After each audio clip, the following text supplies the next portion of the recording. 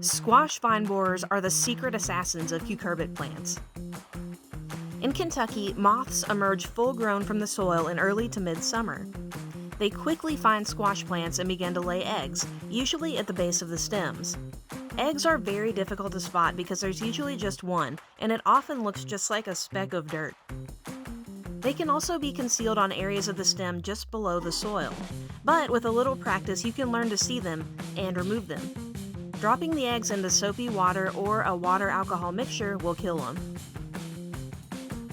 Scouting and removing squash vine borer eggs by hand is labor-intensive. It's possible in backyards, but isn't practical in large-scale operations. And once you see this, it's usually too late. Once squash vine borer larvae have hatched, they bore into the stem and they eat it from the inside out until the plant dies. This gross stuff is called frass, which is excrement expelled by the larva as it eats the stem.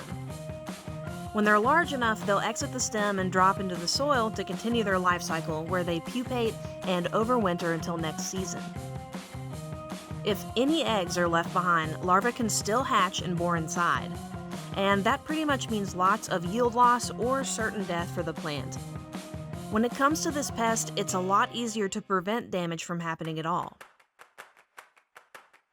Floating row covers are an effective way to prevent damage from squash vine borers, especially with young, vulnerable transplants. Row covers provide a physical barrier between pests like the squash vine borer and your squash plants. Squash vine borer moths can't gain access to the plants underneath, so they move on, unable to lay eggs on squash stems. Check out the Crops Undercover website for ongoing updates about our work with row covers. See you there!